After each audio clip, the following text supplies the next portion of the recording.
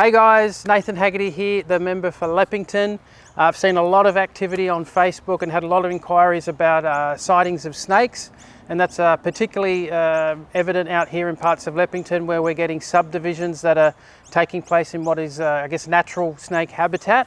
So I thought I'd get Ranger Rachel here from the National Parks and Wildlife Service to have a chat with us about snakes, do's and don'ts, and just to give us some general information. So thank you, Ranger Rachel. No worries. Do you want to tell us a bit about land snakes in Australia? Perfect. So there are around 140 species of land snakes within Australia.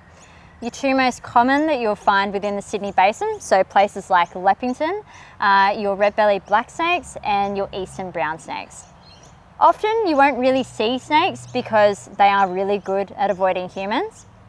But if you do happen to come across them in your backyard, they're generally seeking two things. So shelter, often under piles of timber or corrugated iron, and sources of food, so for short term. So often dog, cat food, chicken food that's often kept in outdoor sheds. The two easiest ways to make sure that you don't end up with snakes in your backyard is to control vermin and also to keep your backyard nice and clean. Thanks, Ranger Rachel. That's some fantastic information on snakes and how to prevent snakes around the household. Now, in the unfortunate circumstance that you do come across a snake, what should you do? So generally snakes are not naturally aggressive. They will only attack or bite if they're hurt or provoked.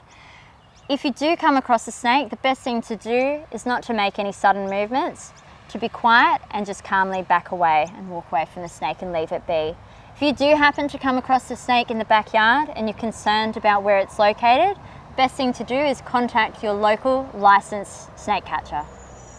All right. And one last question, Ranger Rachel. Why snakes?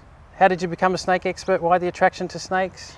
I wouldn't really call myself a snake expert. I guess I just have an overall passion for wildlife, and I think it's important that all species of native wildlife are protected and we can help the local community just interact with them in the best way possible. All right, well, that's a fantastic way to live as we grow and we I guess encroach into more open habitat and come into contact with wildlife. I think that's a wonderful way to live, and thank you, Ranger Rachel. The people of Leppington will be very, very thankful for that information, and now we are all wiser about snakes. Thank you. Perfect.